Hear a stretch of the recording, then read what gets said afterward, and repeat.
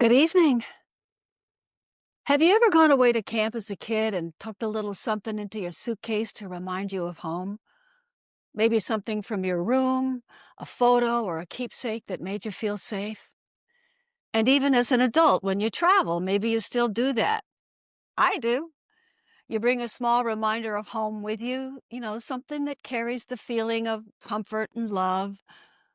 Well, we as souls, when we chose to come into another earthly lifetime, knowing we're going to forget who we are and why we came, we knew we would need something to soothe us when human life got difficult.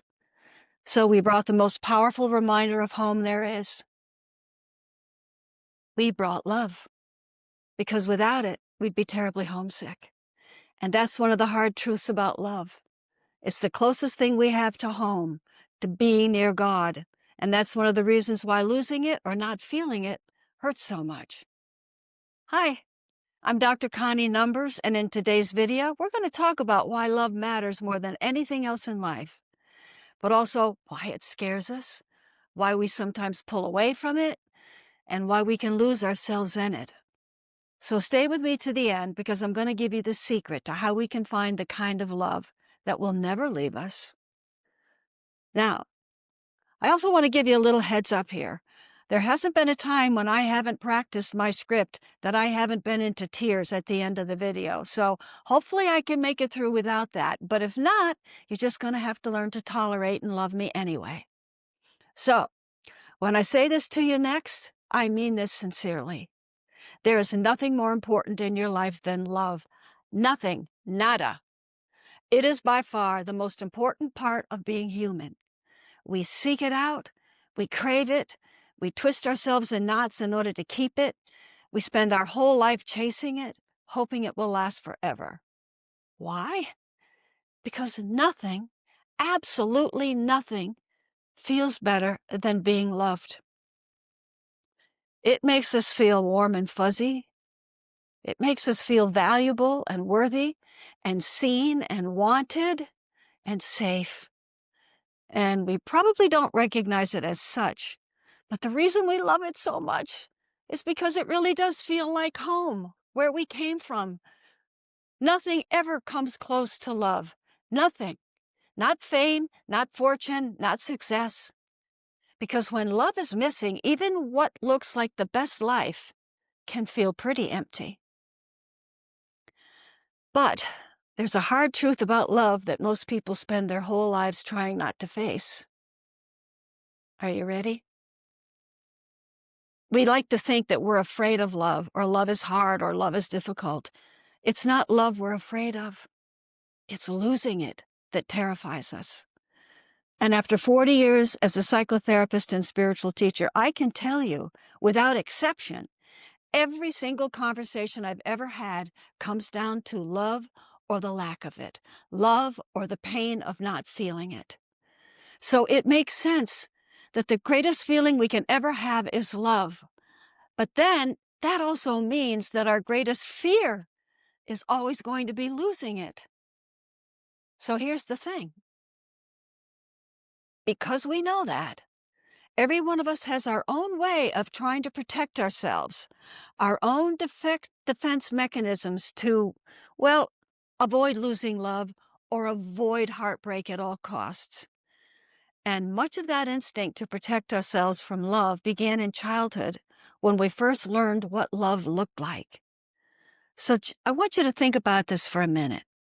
What did you see love look like with your parents, with your grandparents, with your neighbors, the people who shaped your world? Because I'm sure you saw various kinds of love, but whether you realize it or not, you made a decision about love from a very early age, one that's still influencing you today, whether it feels positive or negative. And in just a few moments, I'm going to show you exactly what I mean by that with an example. But first, let's talk about the fears that keep us from loving fully, because I guarantee you'll see yourself in at least one of these. I know I did. So if you've ever been in a relationship or a marriage where love starts to feel uncertain, you know that feeling. You stop feeling as close, your partner stops saying, I love you as often, or their attention starts to drift somewhere else, or they don't listen as much as they used to, most likely your mind is going to go into overdrive, trying to figure out what went wrong or what you did wrong. You may even start walking on eggshells. You may even find yourself pretending that everything's fine, hoping, that'll keep love from slipping away. Maybe you work really hard to keep them happy so they won't even think of leaving. And even while making all of that effort, underneath it is one quiet, aching fear.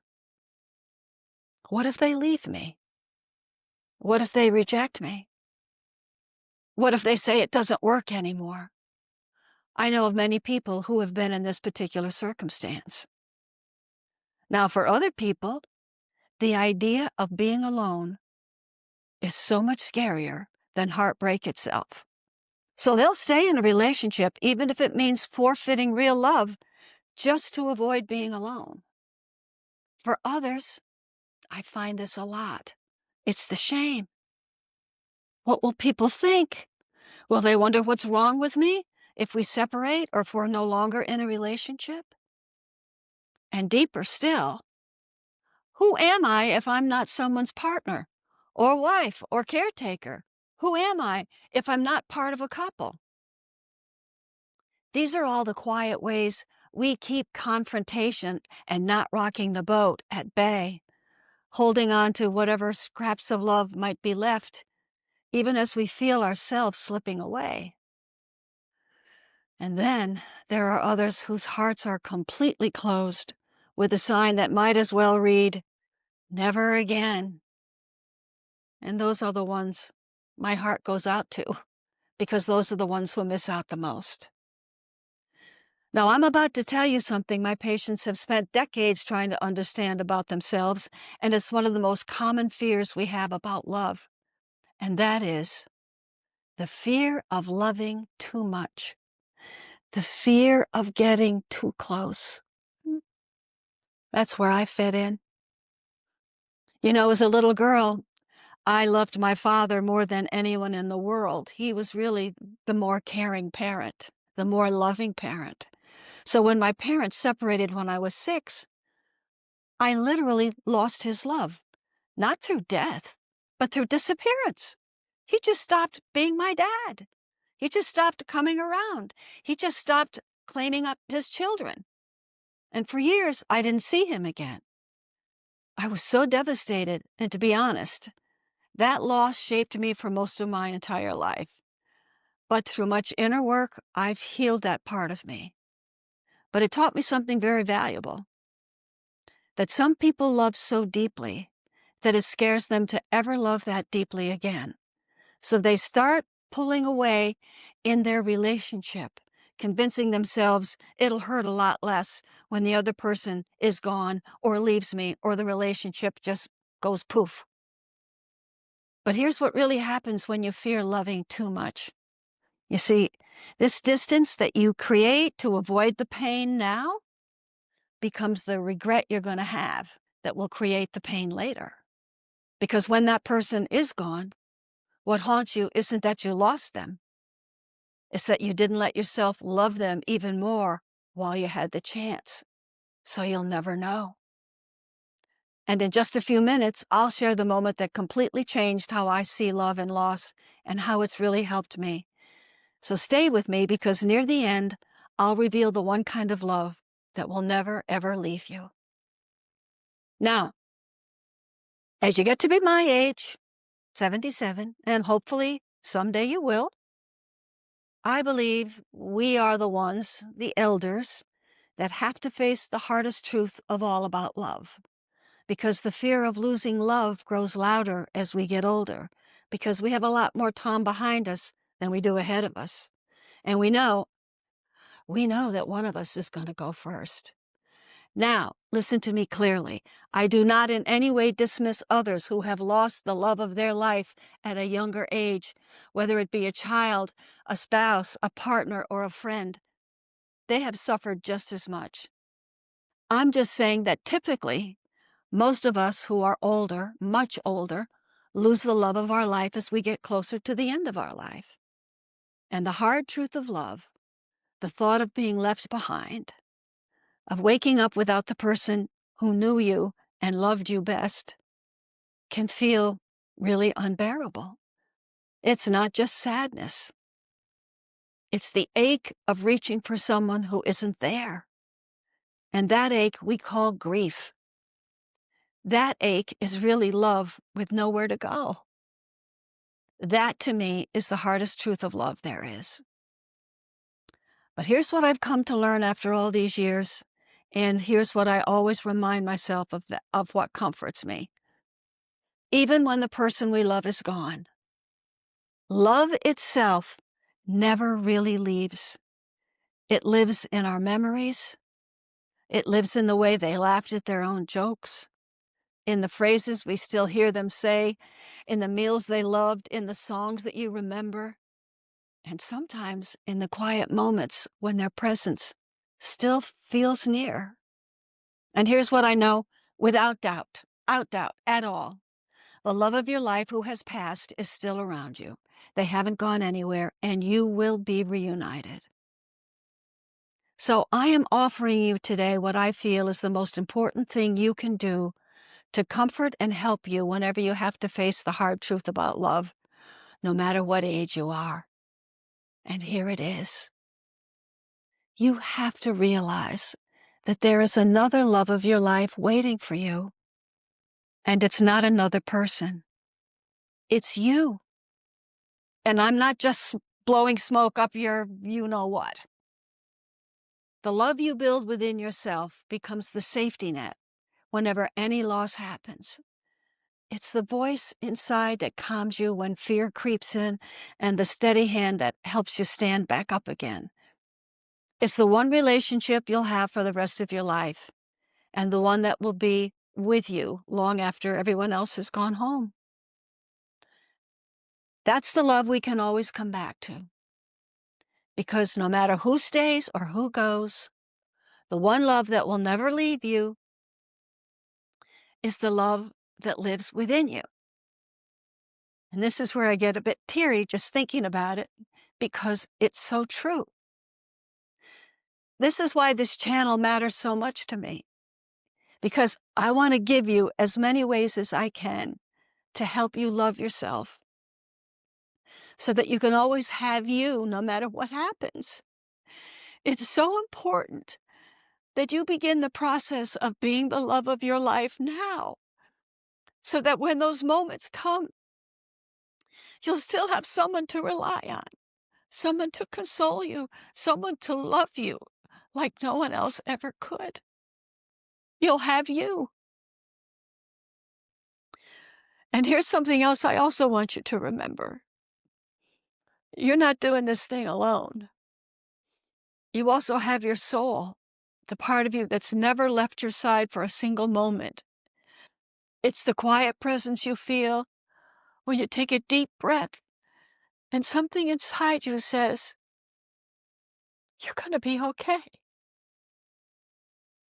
That's your soul.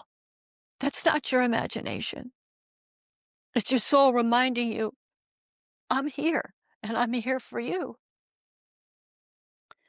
So this video is not meant to be a Debbie Downer. It's a wake-up call wrapped in love to inspire you to always, always, always, always move toward love in your life. Because there's nothing more important than moving toward your true nature, because when you choose to move forward in love, you're really choosing to move forward toward the God part of you and toward God. And even though there's a hard truth to love, don't be afraid of it. Don't be afraid of losing it. If it happens, it happens. But go for it. Grab the brass ring and go for it. Because if you have you to fall back on, you've got nothing to worry about. You'll do more than survive. You will thrive. So yes, start being the love of your life now. And also let your soul show you how deeply loved you already are. That's what I want for you. So if this touched your heart today, take a breath. Remember, love never ends, it just changes form.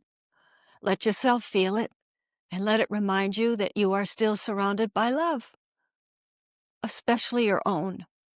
And if this message spoke to you, yeah, I'd love for you to subscribe and like and share and hopefully comment, because your comments always mean so much to me. I can't wait to read them because I feel that's how we're connected. And if this video resonated with you, I think you'd like another video of mine called Don't Miss Your Life, where I explore what can happen if you've been rushing through your life instead of living it. So until then, remember, there really is no one worth knowing more than you. And I'm going to add one more thing this week. If you can love you the way I love you, sight unseen, you'll be just fine.